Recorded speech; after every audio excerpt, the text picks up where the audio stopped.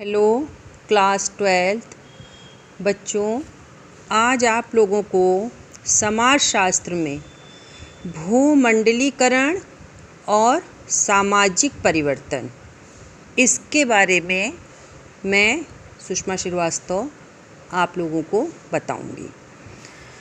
तो पहले हम लोग देखेंगे कि भूमंडलीकरण जो है यह क्या है। भूमंडलीकरण जो है यह अनेक प्रसंगों में अलग अलग ढंग से देखा जाता है। कुछ लोग जो हैं, जैसे अर्थशास्त्री लोग जो हैं, वह भूमंडलीकरण के आर्थिक आयाम पर ध्यान देते हैं और पूंजीवादी इसके विषय में जो है चर्चा करते हैं। और उसके बाद राजनीति शास्त्र वाले जो राजनीतिज्ञ होते हैं वह लोग भूमंडलीकरण के प्रभाव में सरकारों की बदलती हुई भूमिका पर अपना ध्यान केंद्रित करते हैं। लेकिन भूमंडलीकरण की प्रक्रिया अपने आप में अत्यधिक व्यापक प्रक्रिया है। तो भूमंडलीकरण की प्रक्रिया के विभिन्न पक्षों को प्रेरित करने वाले कारकों, परिणामों, इनके बारे में आपसी सहयोग की आवश्यकता होती है। तो समाजशास्त्र में जो है भूमंडलीकरण से यह कहा गया है कि सांस्कृतिक परिणामों के समाजशास्त्र में भूमंडलीकरण सांस्कृतिक परिणामों के बारे में जानकारी देता है। समाजशास्त्र जो है यह व्यक्ति और समाज, इसमें सूक्ष्म, स्थूल, व्यस्त और समष्टि और बाहरी क्षेत्रों के बीच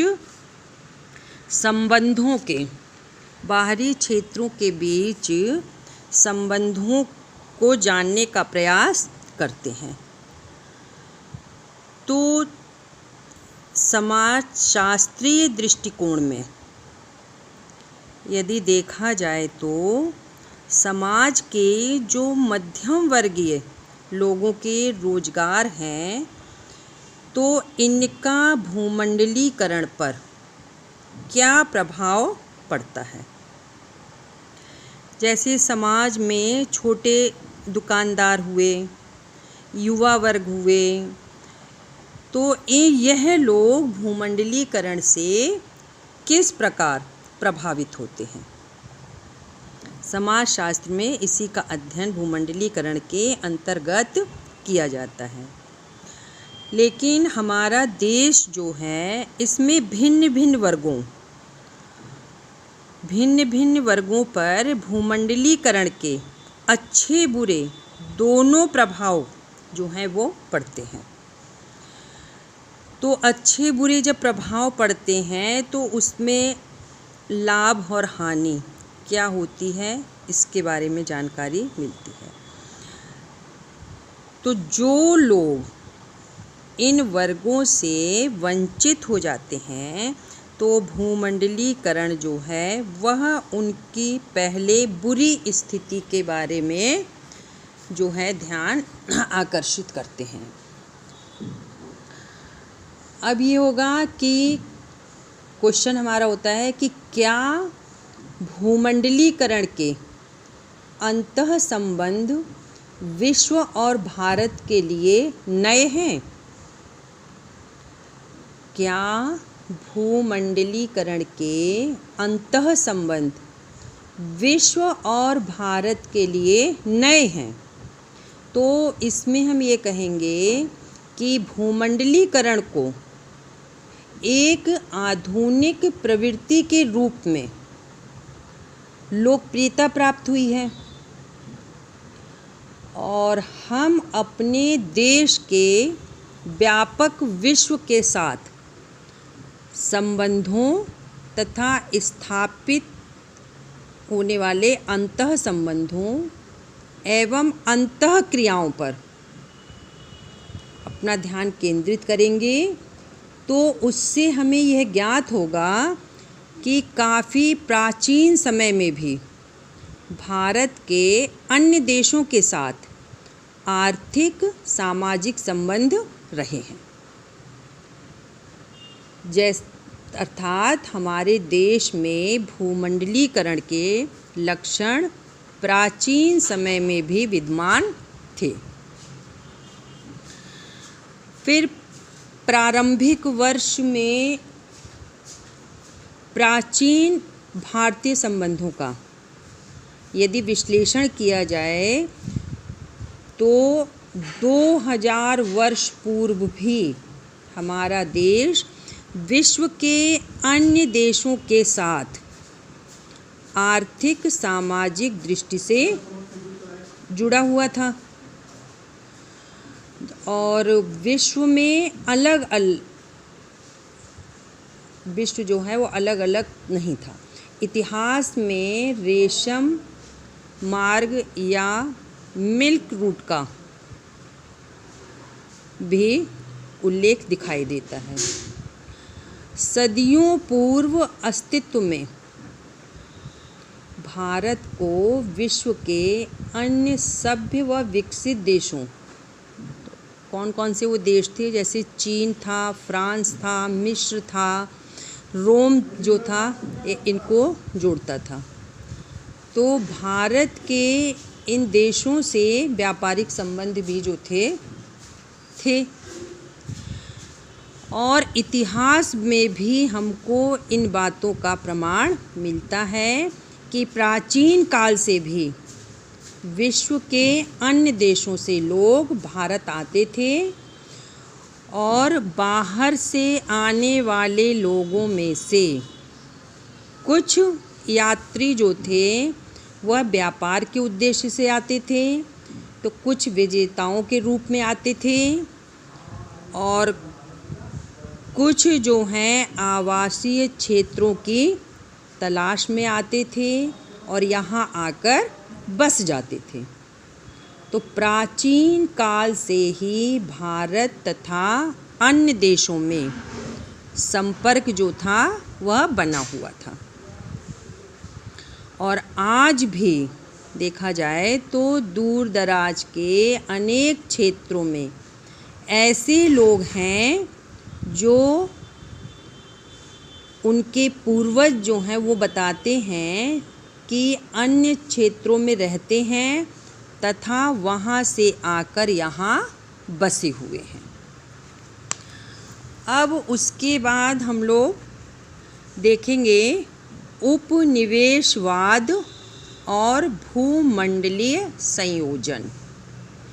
उपनिवेशवाद और भूमंडलीय संयोजन। तो भूमंडलीय प्रवृत्तियों का जो है औपनिवेशिक काल में इसका विस्तार हुआ और सामाजिक विकास की प्रक्रिया औपनिवेशिक काल से ही प्रारंभ हो गई। पूंजीवाद का भूमंडलीय पर विशेष प्रभाव पड़ा। उपनिवेशवाद में जो थे पूंजी, कच्ची सामग्री, ऊर्जा, बाजार के नेटवर्क का जो है विशेष स्थान रहा था और ये सब तत्व जो हैं किसी न किसी रूप में भूमंडलीकरण की दशा को प्रभावित करते थे। लेकिन आधुनिक जो भूमंडलीकरण है इसका विश्लेषण यदि हम करेंगे तो इसमें एक लक्षण लोगों के प्रवसन जो है उसकी व्यापकता को दिखाता है। इस काल में यूरोपीय लोग जो हैं व्यापक स्तर पर देशांतरण किया करते हैं और यूरोपवासी अपना मूल स्थान छोड़कर अमेरिका ऑस्ट्रेलिया में जाकर बसने लगते हैं।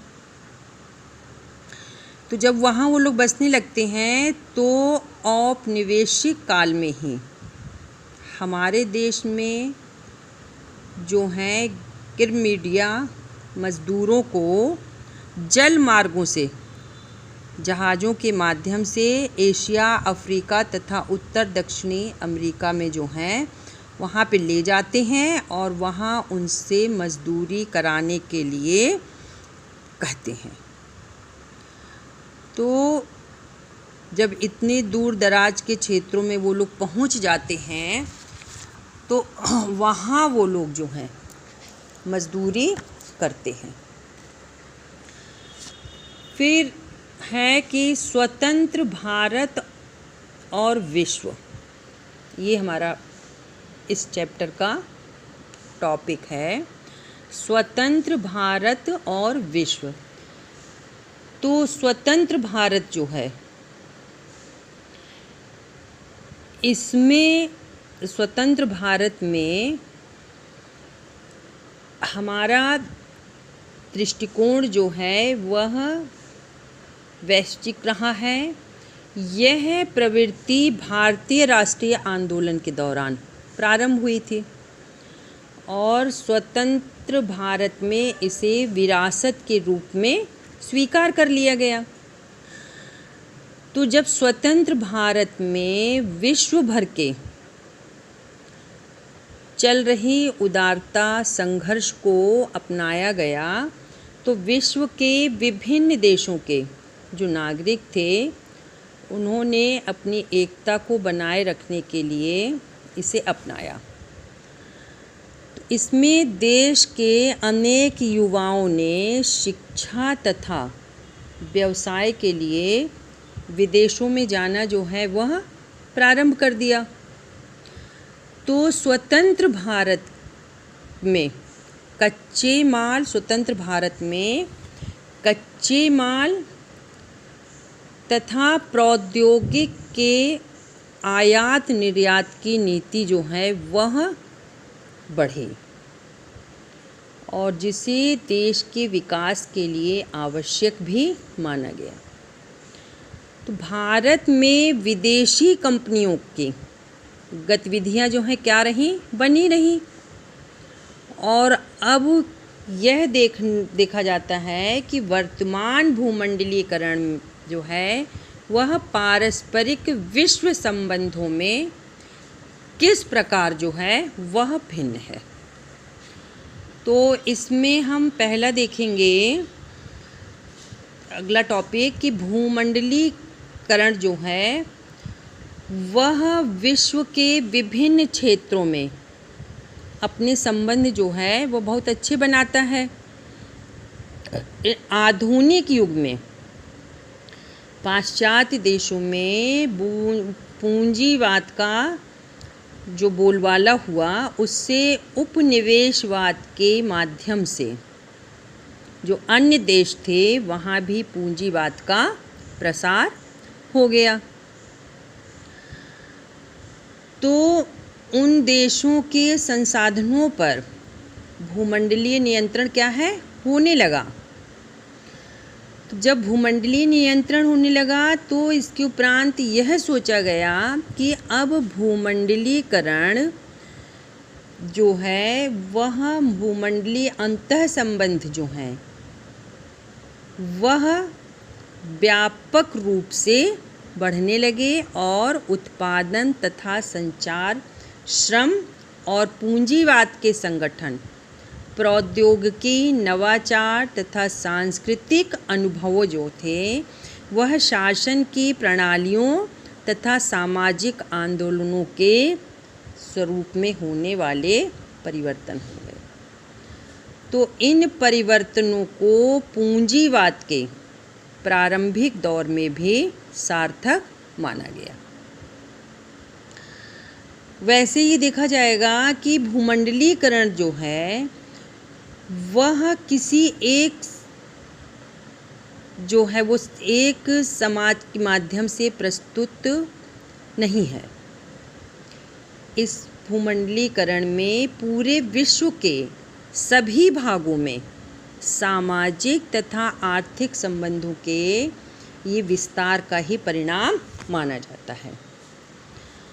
तो भूमंडलीकरण में आर्थिक शक्तियों का भी महत्वपूर्ण स्थान हुआ और आर्थिक शक्तियों से ही भूमंडलीकरण की प्रक्रिया जो है वह चल रही है। भूमंडलीकरण को गति एवं विस्तार प्रदान करने में सूचना एवं संचार प्रौद्योगिक क्रांतिकारी विकासों का विशेष महत्व है और इनसे सहायता भी विशेष मिली है।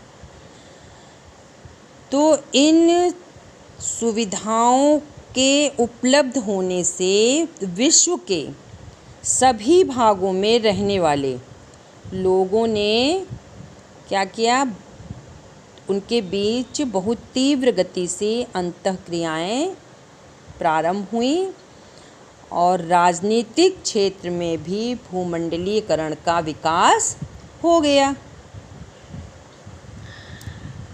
और अब जो है वर्तमान में हम ये देखेंगे कि उदारीकरण जो है इसके वजह से भारत में सन 1991 में जिस आर्थिक नीति को अपनाया गया उसे उदारीकरण जो है माना गया था। तो भूमंडलीकरण का आर्थिक आयाम उदारीकरण को भी कहा जाता है। तो उदारीकरण की आर्थिक नीति, अब हम लोग देखें कि उदारीकरण की आर्थिक नीति जो है वो क्या थी।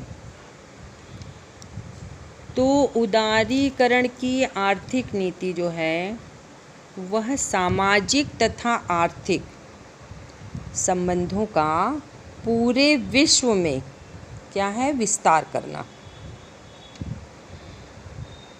तो जब पूरे विश्व में इस विस्तार को आर्थिक नीतियों से क्या हुआ, प्रोत्साहन मिला और इसी आर्थिक नीति को भारतीय परिवेश में उदारीकरण का रूप दे दिया गया।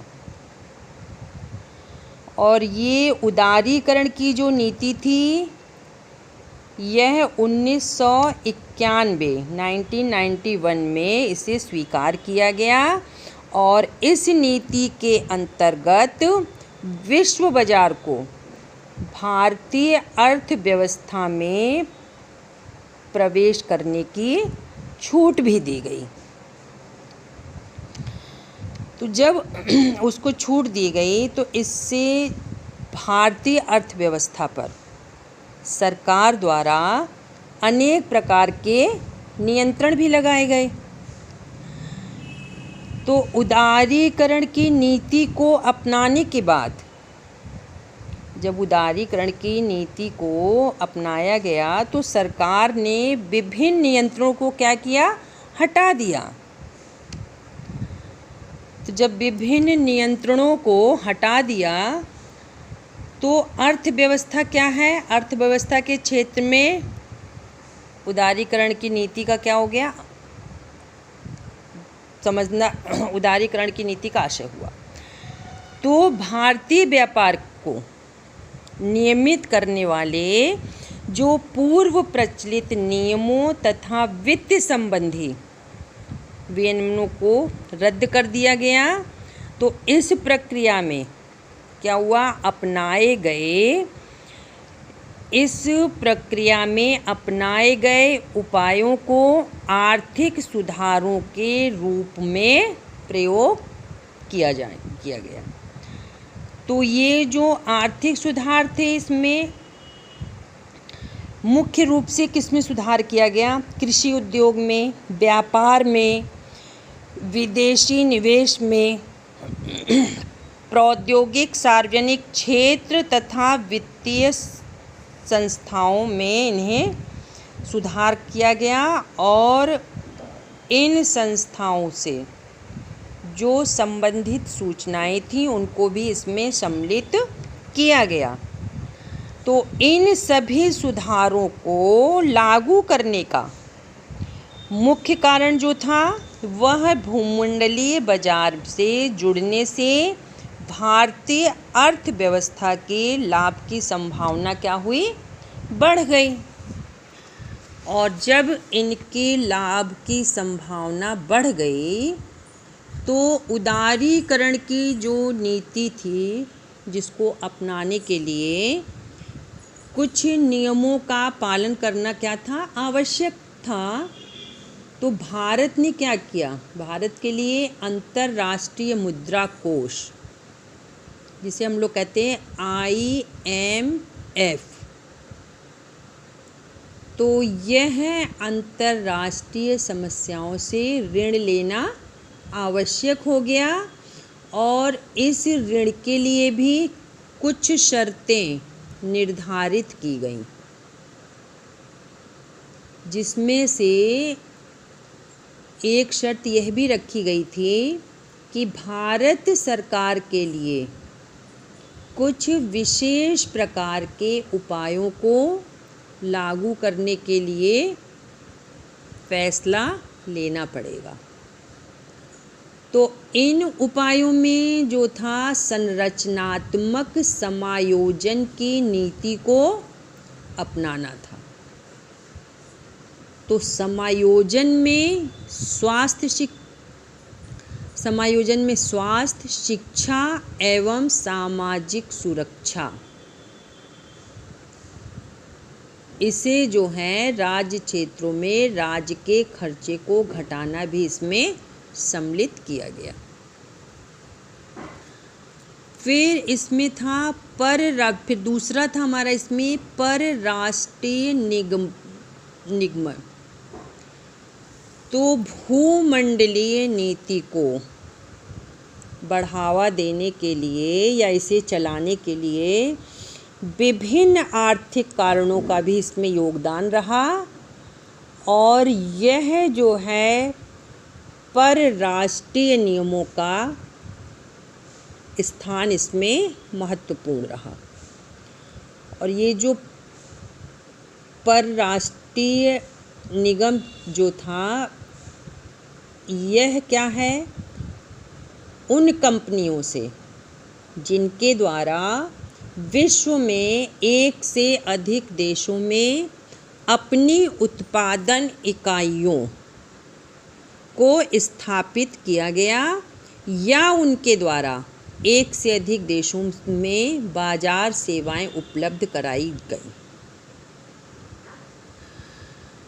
तो जो कंपनियां छोटे स्तर की थीं या छोटे स्तर की भी हो सकती हैं, तो उन्हें विशाल स्तर का बनाने का प्रयास किया गया।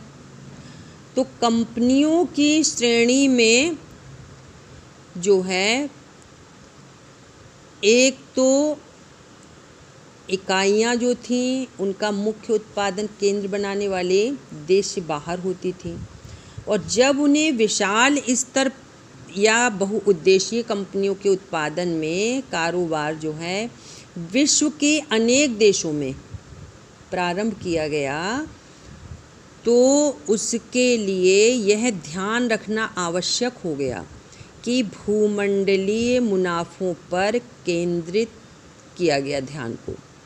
तो उसमें कुछ भारतीय निगम ने परराष्ट्रीय रूप जो है वह ग्रहण कर लिया।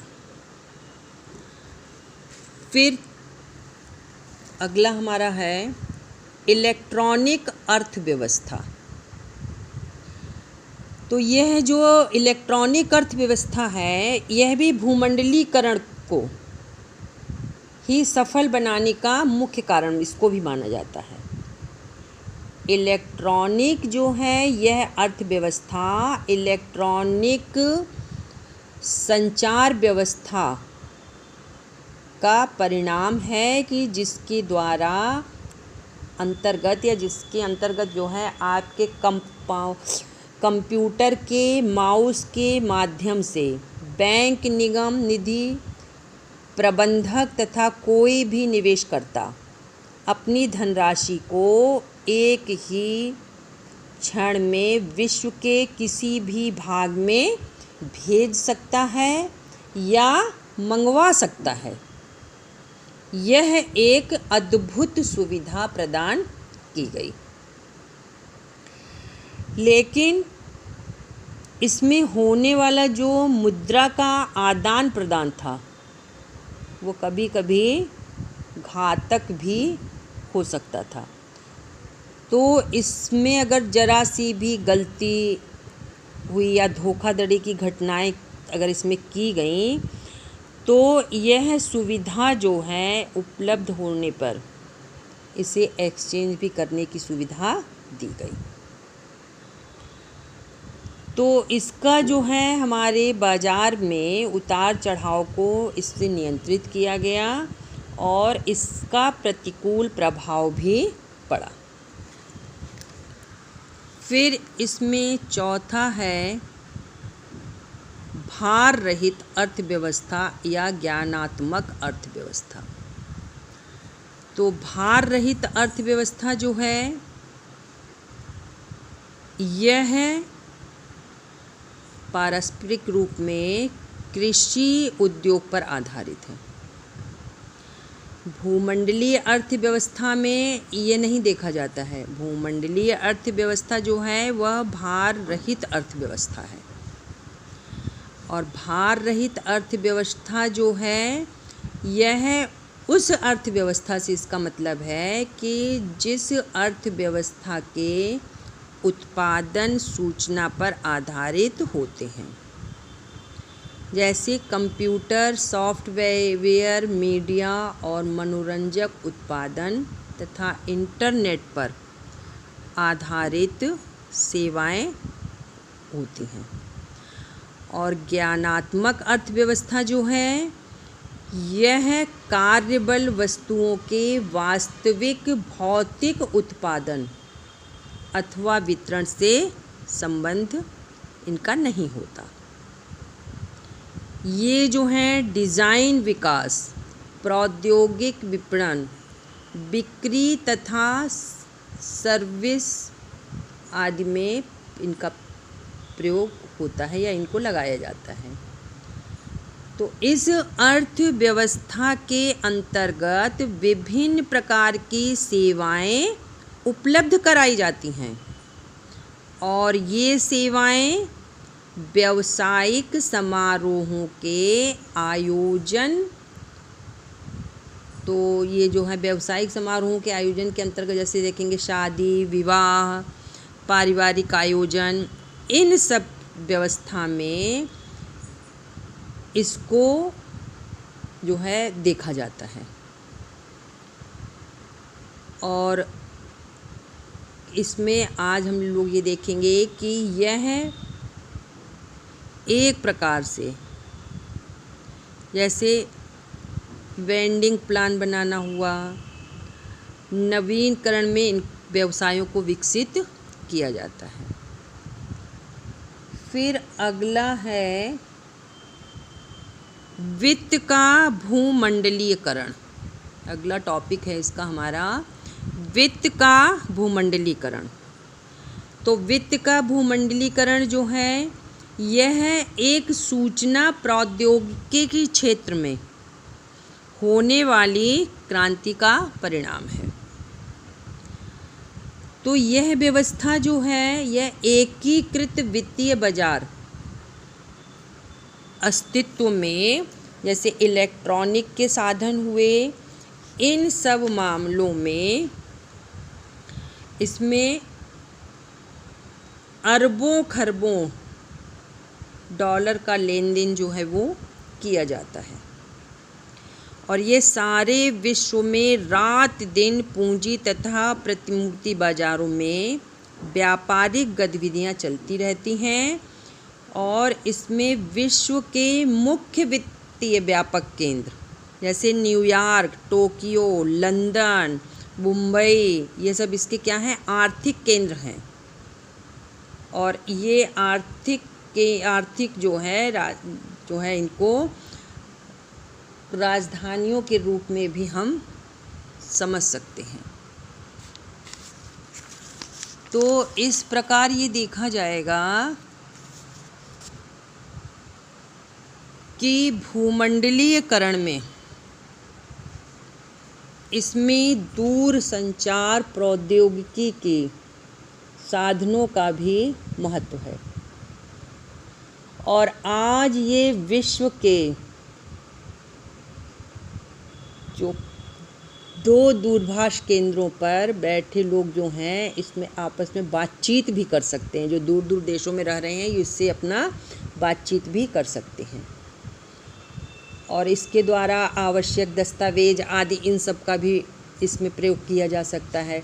तो ये सभी सुविधाएं जो हैं वो भूमंडलीयकरण ने पूरे विश्व में एक नेटवर्क सोसाइटी तथा मीडिया सोसाइटी को क्या किया है, विकसित कर दिया है। और विकसित कर दिया है जिससे सभी देशों के बीच आपसी संबंध भी क्या हुए हैं, स्थापित हो गए हैं। लेकिन इनमें अधिक कुशलता तथा गुणात्मक सुधार आज भी करने की आवश्यकता है। इस प्रक्रिया में देश की सरकार ने एक योजना क्या की, प्रारंभ की, जिसे डिजिटल इंडिया के नाम से हम लोग जानते हैं। ये नाम आपने सुना भी होगा, डिजिटल इंडिया। तो इस योजना से अनेक संभावनाएं क्या हैं, जुड़ी हुई हैं। इस योजना में सभी प्रकार के विनिमय में डिजिटलाइजेशन का प्रावधान रखा गया और इस योजना के माध्यम से हमारे देश में एक बहुत बड़ा रूपांतरण हुआ और भारत डिजिटली दृष्टिकोण से क्या हो गया, सशक्त बनेगा तथा ज्ञान व अर्थव्यवस्था का भी विस्तार इसमें होगा। तो इन्हीं सुविधाओं के माध्यम से बाह्य स्रोतों का काम करना संभव हुआ। जैसे इस बार आप लोगों ने पढ़ा होगा कि पेपर में दिया हुआ था कि आपकी 2020 की जो बोर्ड परीक्षा थी उसमें डिजिटल मार्कशीट भी आप लोगों को दी जाएगी। तो ये हमारा था भूमंडलीय और सामाजिक परिवर्तन। तो भूमंडलीय सामाजिक परिवर्तन का आज आप लोगों को इतना बता दिया है हमने। और भूमंडलीकरण और श्रम, इसके बारे में आप लोगों को आगे बताएंगे। और बच्चों, अभी बुक के बारे में सही जानकारी नहीं प्राप्त हो पाई है और जब सही जानकारी बुक की मिल जाएगी कि कौन सी बुक अच्छी है तो वो भी आप लोगों को इसी व्हाट्सएप के माध्यम से बता दिया जाएगा। और वो बुक आप लोग या तो ऑनलाइन भी मंगवा सकती हैं और या फिर किसी भी स्टेशनरी की दुकान से उसको प्राप्त भी कर सकती हैं। आज के लिए मैं सुषमा श्रीवास्तव अपनी वाणी को विराम देती हूँ। धन्यवाद।